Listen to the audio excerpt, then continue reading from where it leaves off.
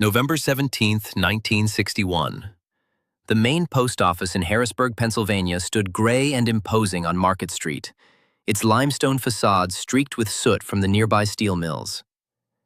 Vivian Mercer walked through the brass-handled doors wearing a threadbare wool coat that had seen better days, her hands trembling as she carried a thick manila envelope. The address was typed in careful letters: Washington, D.C., Federal Bureau of Investigation, Criminal Division. The postal clerk weighed the package, affixed the stamps, tossed it into the outgoing bin. Just another piece of mail, one of thousands that day. He had no idea that envelope contained a time bomb that would, within 6 months, destroy the career of one of Pennsylvania's most powerful men. 18 years Vivian Mercer had waited for this moment. 18 years she'd collected evidence, piece by piece, scrap by scrap, building the case that would bring down the man who'd stolen her life. 18 years she'd been nobody, invisible, a ghost haunting the margins of a system that had crushed her. But today, this cold November morning with frost still clinging to the windows, she stopped being a victim. She became a hunter. To understand how an ordinary accountant transformed into an instrument of justice, you need to go back 18 years, to that sweltering July day in 1943, when a young woman first noticed the numbers that didn't add up. July 1943. The Allegheny Munitions Company was the pride of Clearfield County, Pennsylvania. 4 production lines running 3 shifts around the clock, manufacturing artillery shells for the war effort. The plant employed 3,000 workers, mostly women with their husbands overseas. The newspapers called it a model of American industrial might, proof that the home front was doing its part. Clayton Hargrove, the plant's director, was a man of reputation. He'd built the facility from nothing in 18 months, turning farmland into a humming war machine. His photograph appeared regularly in the Harrisburg Patriot News, shaking hands with generals, accepting awards from the War Department. He sat on the county commission, chaired the local chamber of commerce, golfed with the governor. His wife hosted charity galas for war widows. They were Pennsylvania aristocracy, the kind of people whose names opened doors and silenced questions. Vivian came to Allegheny Munitions in the spring of 1943. She was 28 years old, a graduate of Drexel Business School with 3 years' experience at a textile mill in Philadelphia. She'd married Preston Mercer, a mechanical engineer, the previous autumn. When Preston got assigned to the Allegheny plant as a production supervisor, Vivian found work as senior accountant in the business office. The job seemed straightforward enough. Track expenditures, process invoices, reconcile the books. Vivian loved numbers. They were honest. 2 + 2 always equaled 4. No exceptions, no negotiations.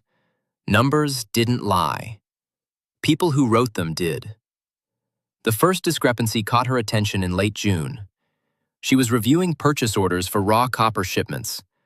According to the paperwork, the plant had received 8 tons of copper wire from a supplier in Pittsburgh. According to the inventory records, only 6 tons had actually arrived at the warehouse. 2 tons missing. Vivian assumed it was a clerical error. Someone had transposed digits, copied the wrong number from one form to another. Simple mistake. She called the warehouse foreman, a man named Kowalski, who'd worked there since the plant opened. Silence on the other end of the line. Then, he never called back. When she tried again the next day, Kowalski said he couldn't find the receiving log. Said it must have gotten misfiled during the shift change. Said he'd keep looking. The log never turned up. That's when Vivian's instincts began to prickle. Missing documents weren't clerical errors. She started digging deeper.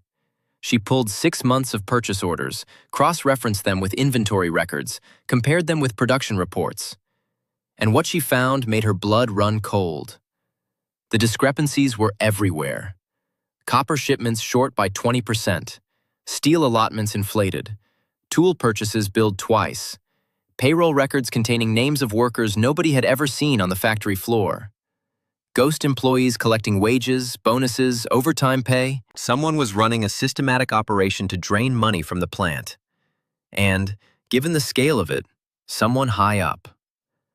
Over the course of a year, Allegheny Munitions was losing what Vivian estimated to be close to $250,000, an astronomical sum in 1943. Enough to build 10 houses, buy 50 new Fords, send 100 kids to college. Vivian sat at her kitchen table that evening in the small rental house on Maple Street, papers spread before her under the glow of a desk lamp. Preston was working the night shift. She was alone. The numbers stared back at her, irrefutable, damning. She understood the gravity of what she held. If she took these documents to the authorities, there would be investigations, arrests, trials. Lives would be ruined. But she couldn't stay silent. She'd been raised to believe that stealing from the government during wartime was tantamount to treason. While boys were dying on Normandy beaches and in Pacific jungles, someone was lining their pockets with money meant for the war effort. She barely slept that night. Morning found her resolved. She had to tell someone. She went to see Clayton Hargrove. His office occupied the entire southeast corner of the administration building's third floor. Large windows overlooked the factory complex, the smokestacks belching gray exhaust into the summer sky. Awards and citations covered the walls. War Production Board commendations, Chamber of Commerce plaques, framed letters from senators. In the corner stood a mahogany cabinet, probably worth more than Vivian made in a year. Hargrove sat behind an enormous desk, a man in his early 50s with silver hair swept back and a face that suggested both authority and charm. He'd made his fortune in construction before the war, building highways and bridges. When the war started, he'd pivoted to munitions almost overnight. Vivian entered with her folder of evidence. She'd rehearsed this conversation a dozen times, but when she sat across from him, her throat went dry. "Mrs. Mercer," Hargrove said, his voice smooth and measured. "What can I do for you?" "Mr. Hargrove, I've been conducting a routine audit of our accounts for the first half of the year, and I've uncovered some serious irregularities." She opened the folder and began laying out the purchase orders, the inventory discrepancies, the payroll records with fictitious names. Hargrove listened without expression. His eyes, though, became sharper, more focused. When she finished, the silence stretched uncomfortably. Outside, a factory whistle blew, signaling the shift change. Hargrove leaned back in his leather chair, pulled a cigar from a humidor, lit it carefully. "These are significant allegations, Mrs. Mercer. You understand you're essentially accusing the management of this facility of theft, of defrauding the government during a time of war." "I'm not accusing anyone, Mr. Hargrove. I'm presenting facts. The numbers speak for themselves."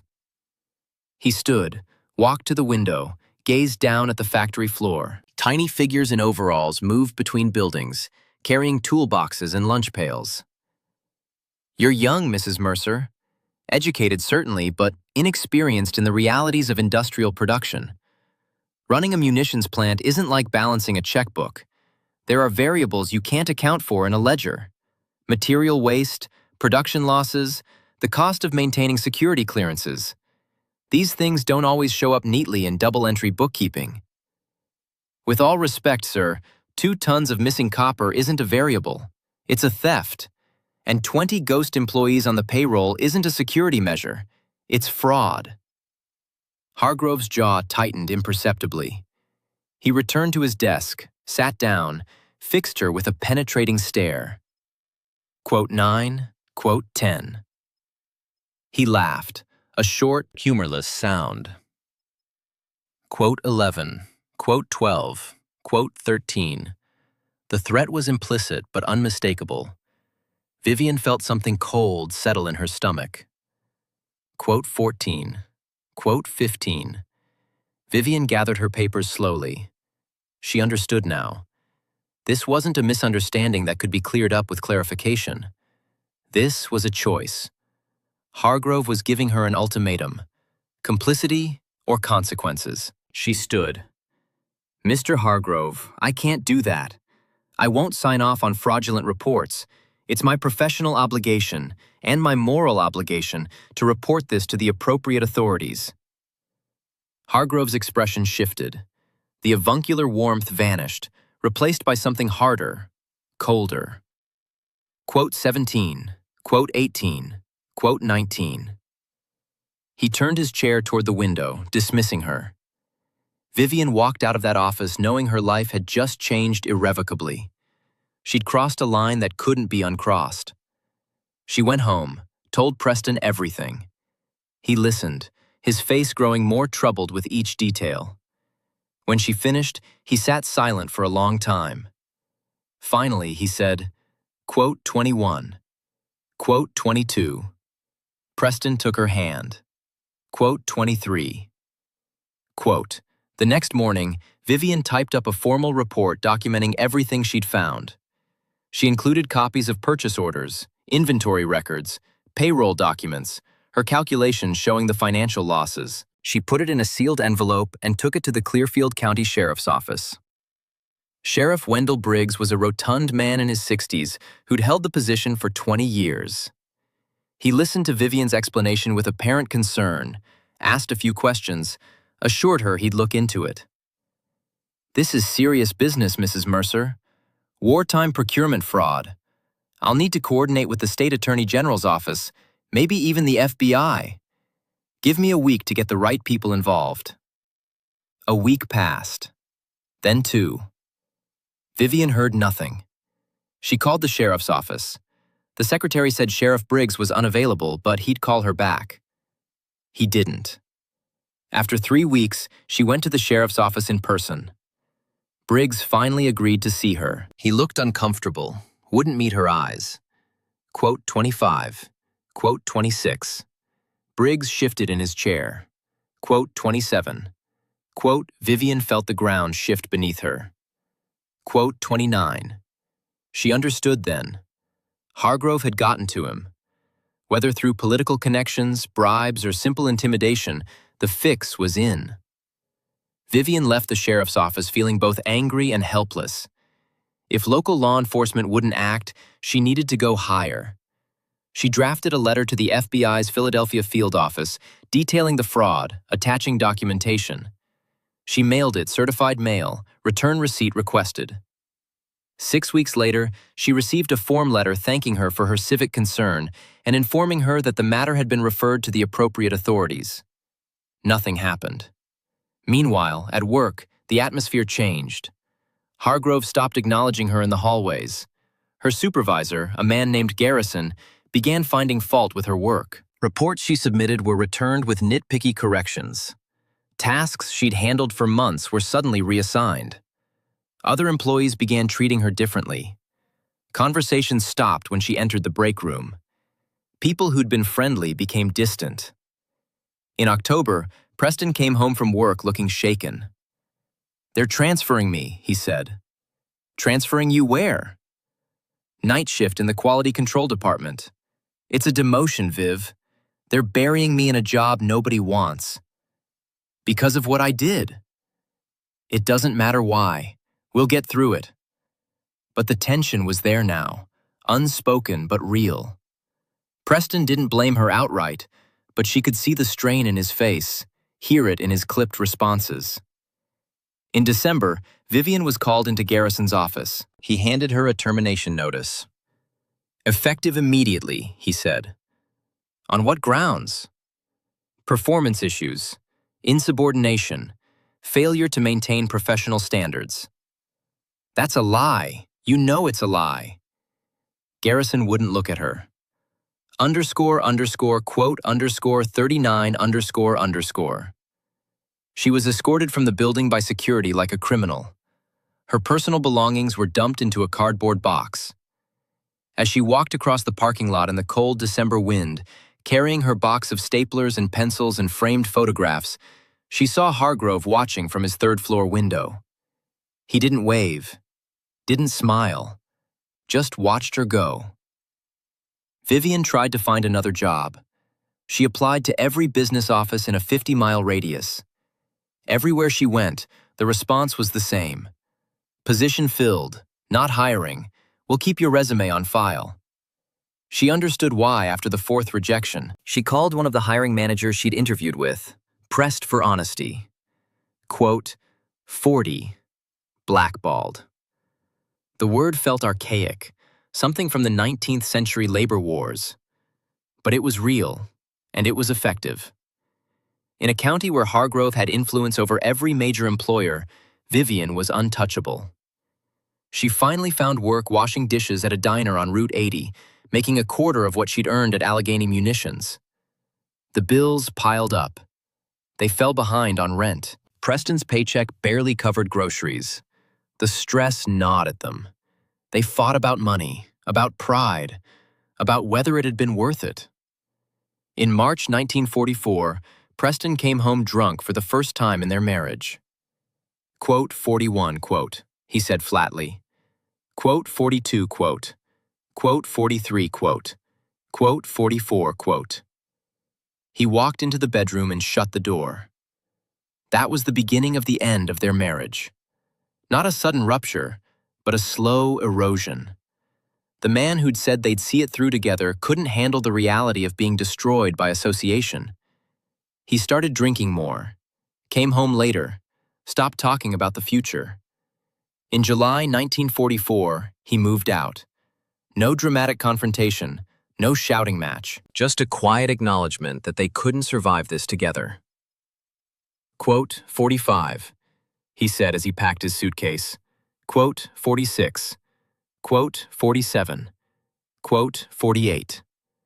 He left Clearfield County, found work at a shipyard in Wilmington, Delaware. They divorced by mail in 1945.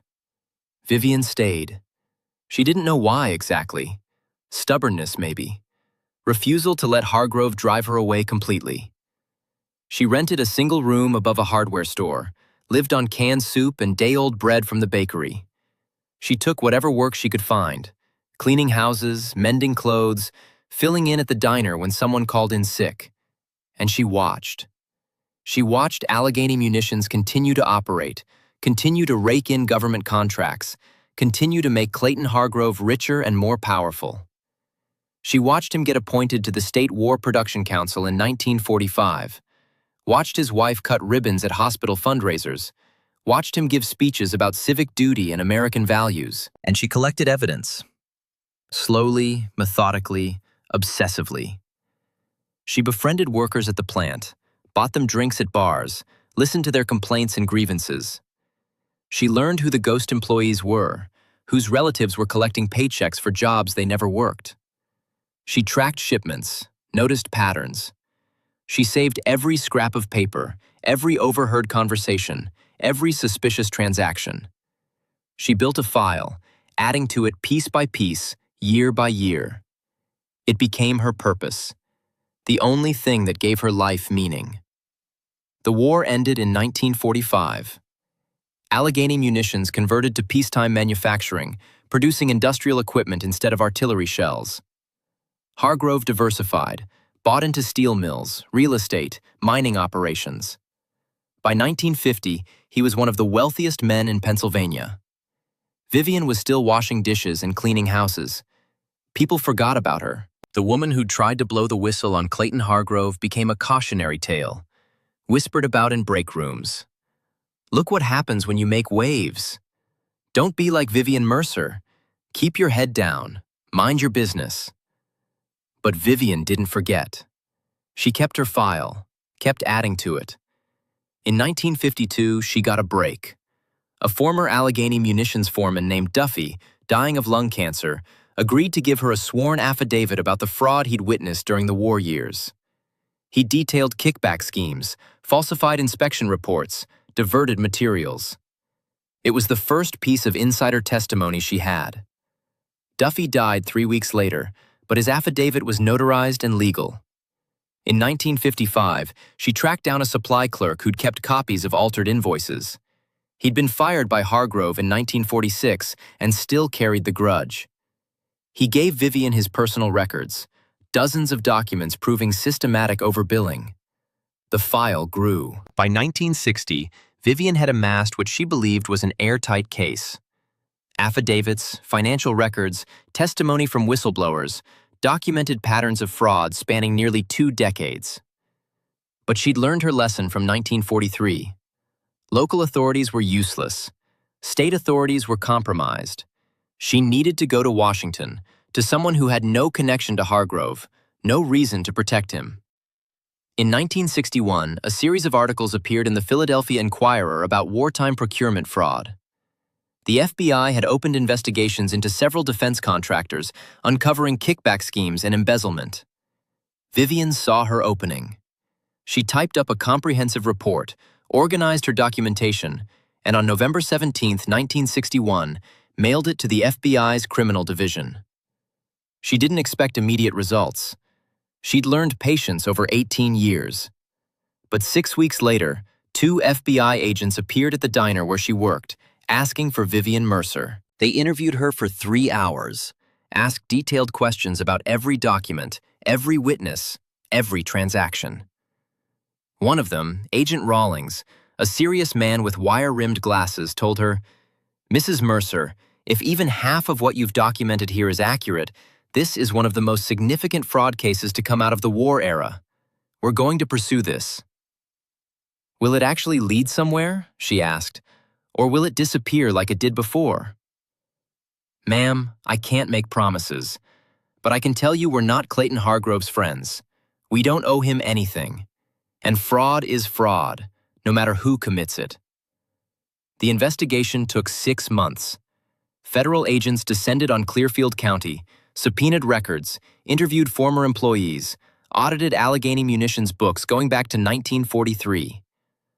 Hargrove hired expensive lawyers, claimed persecution, called in political favors.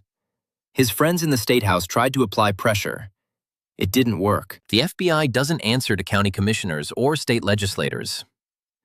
In June 1962, Clayton Hargrove was indicted on 47 counts of fraud, embezzlement, and theft of government property. The grand jury hearing lasted 2 weeks. Vivian testified, laying out the evidence she'd spent 18 years compiling. Hargrove's lawyers tried to discredit her, painting her as a disgruntled former employee with a vendetta. But the documents spoke for themselves.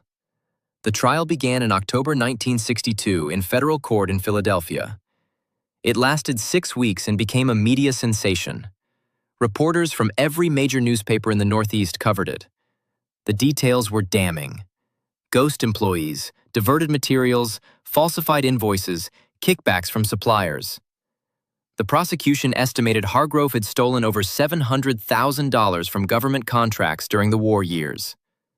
Vivian attended every day of the trial, sitting in the back of the courtroom. She watched Hargrove on the stand, watched him deny, deflect, claim ignorance. She watched the jury's faces as the evidence mounted. On December 3, 1962, the jury returned guilty verdicts on 39 counts. Hargrove was sentenced to 12 years in federal prison and ordered to pay restitution of $700,000. His business empire collapsed. His political allies distanced themselves. His name, once synonymous with prosperity and civic leadership, became a synonym for corruption.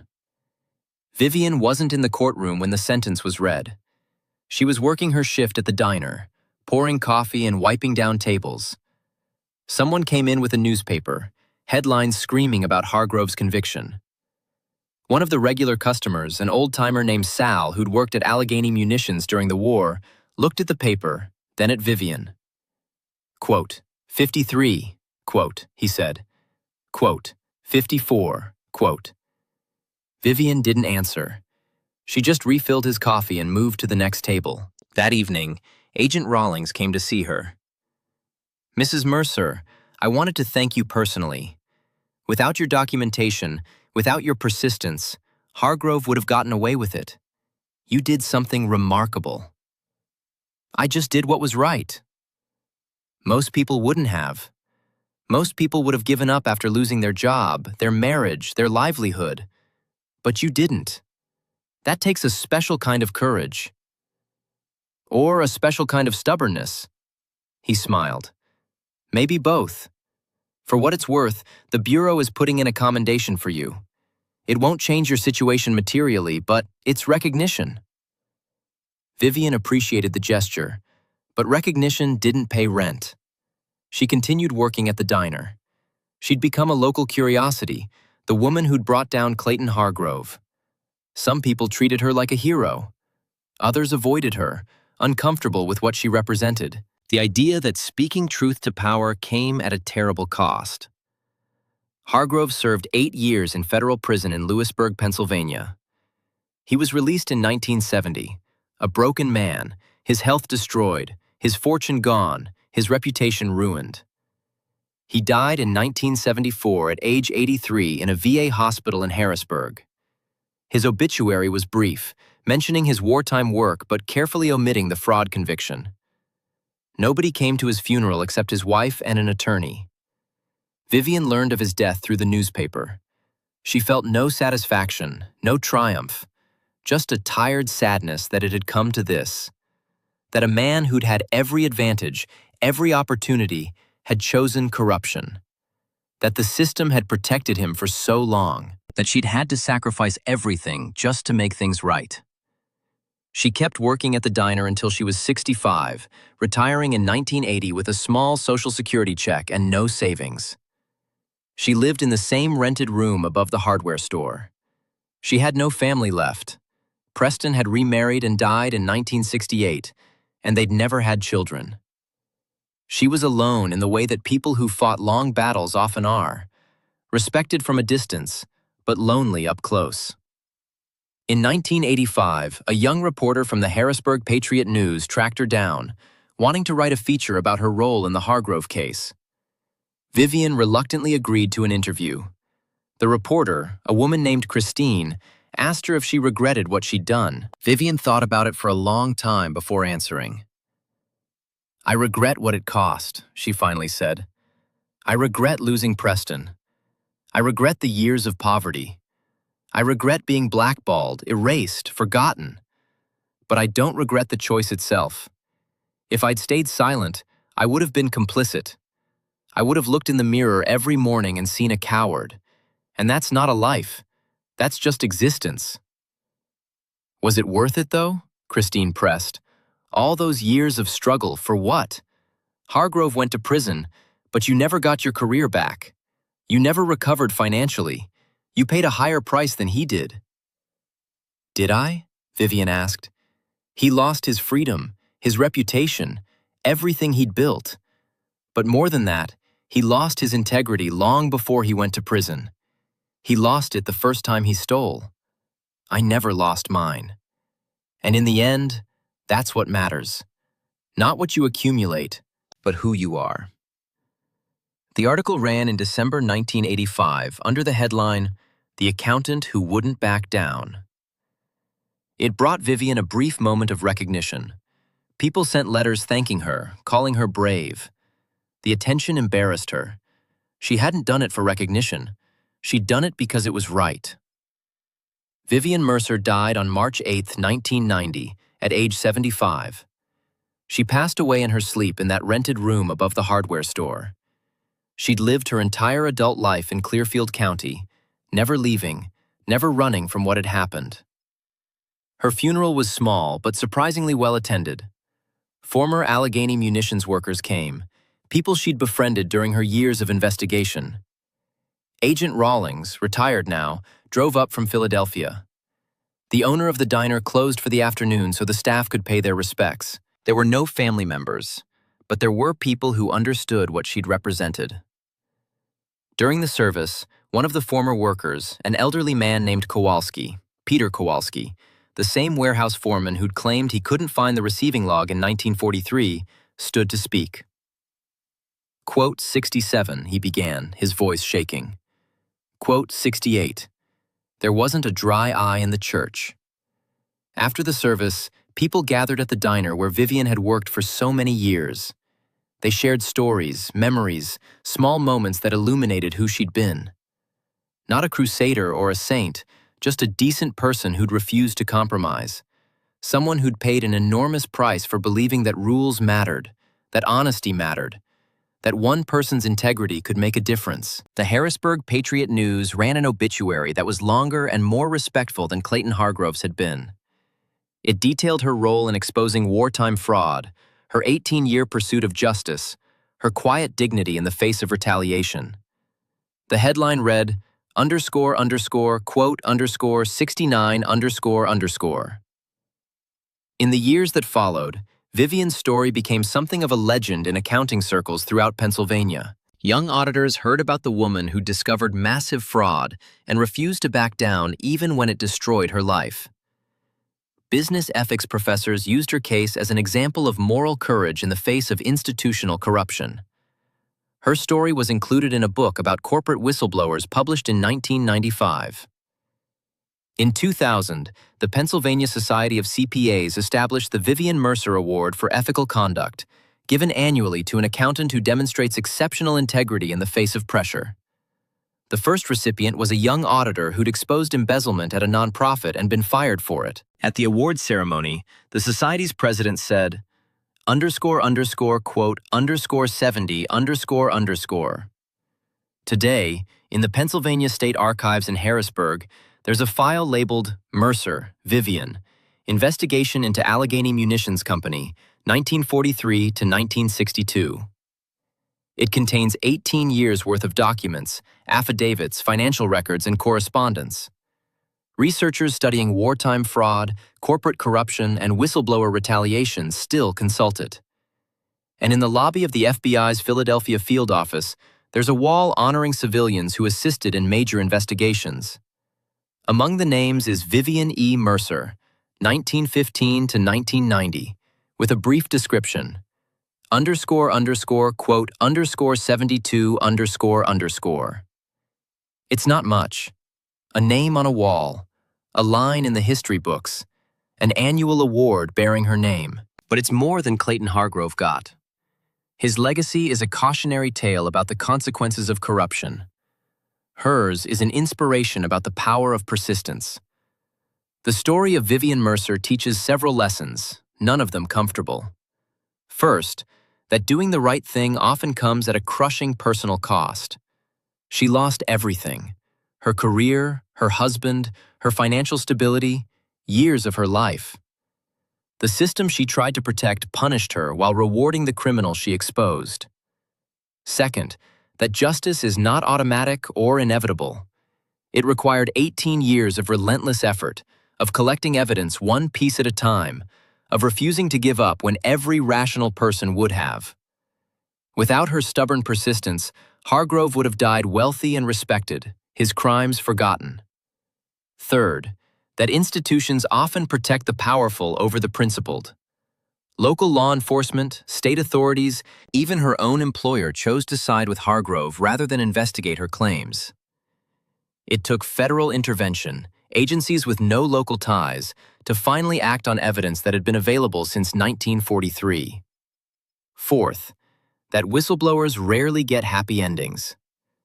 Vivian spent the last decades of her life in poverty, working menial jobs, living in a rented room. There was no financial compensation, no restoration of what she'd lost. The system honored her in death, but abandoned her in life. And finally, that despite all this, there are still people who choose principle over comfort. Vivian Mercer could have stayed silent, could have signed off on the fraudulent reports, kept her job, lived a comfortable middle-class life. Nobody would have blamed her. Most people, faced with the same choice, would have done exactly that. But she couldn't. Something in her core, something uncompromising and fierce, wouldn't allow it. The question her story poses to each of us is simple and terrible. What would you do? If you discovered corruption, if reporting it meant losing your job, your marriage, your future, would you still do it? Would you spend 18 years fighting for a principle when the easier path would be to forget, to move on, to accept that the world is unfair and there's nothing you can do about it? Most of us want to believe we'd be like Vivian. Most of us, if we're honest, suspect we'd be like the warehouse foreman Kowalski, who looked the other way because he had a family to feed. Or like the sheriff who declined to investigate because Hargrove was too powerful. Or like the hundreds of other employees who knew something was wrong but chose silence over sacrifice. Vivian Mercer's legacy is not that she was superhuman or special. It's that she was ordinary. A bookkeeper with no special connections, no wealth, no power. And she still chose to act. She proved that you don't need to be extraordinary to make a difference. You just need to be stubborn enough to refuse to quit, even when quitting is the rational choice. In her own words, from that 1985 interview, quote 73 __. But maybe that's what heroism actually is. Not dramatic gestures or moments of glory, but the grinding persistence to keep doing the right thing when there's no reward, no recognition, no hope of victory. To keep believing that truth matters even when the world suggests otherwise. To maintain your integrity when surrendering it would make everything easier. Vivian Mercer kept hers. She paid for it with most of her life, but she kept it. And that's why we remember her while Clayton Hargrove is forgotten. Why her name appears on an award while his is synonymous with disgrace. Why young accountants learn about her courage while business schools teach his case as an example of what not to do. The final irony is that Hargrove had everything society says matters: wealth, power, respect, connections. And he lost it all. Vivian had almost nothing. A rented room, a job at a diner, no family, no savings. And she gained something Hargrove could never have: a legacy of integrity. In the end, they both got what they deserved, but the price structure was backwards. The criminal received mercy he didn't earn, serving only 8 years for crimes that spanned decades. The whistleblower received punishment she didn't deserve, spending decades in poverty for telling the truth. It's not fair. It's not just. It's how the world often works. But Vivian Mercer proved that even in an unjust world, even when the deck is stacked, even when everyone tells you to give up, one person with evidence and the refusal to be silenced can change the outcome. She didn't change the system. The system is still broken, still protects the powerful, still punishes those who challenge it. But she changed one case. She stopped one thief. She proved that accountability is possible. And maybe that's enough. Maybe that's all any of us can do. Fight our own battles, document our own truths, refuse our own compromises. Not to save the world, but to save ourselves. To be able to look in the mirror and recognize the person looking back. Vivian Mercer looked in the mirror every day for 47 years after she first reported the fraud. And every day she recognized herself. She was the woman who wouldn't back down, the accountant who insisted numbers tell the truth, the ordinary person who chose the hard right over the easy wrong. That's her epitaph, more important than anything carved on her gravestone. She remained herself. No matter what it cost, no matter how long it took, no matter how much she lost. She remained Vivian Mercer, a woman of principle in a world of compromise. And in a life of losses, that was her victory. The only one that mattered. The only one that lasts. Her story echoes through the decades as a reminder that justice isn't automatic, isn't easy, isn't guaranteed. But it's possible. If you're willing to pay the price, if you're stubborn enough to wait, if you refuse to let the bastards win. Vivian Mercer refused. For 18 years, through poverty and loneliness and loss, she refused. And in the end, stubbornness proved stronger than power. Persistence proved stronger than connections. Truth proved stronger than corruption. Not because the universe is just, but because one woman wouldn't quit.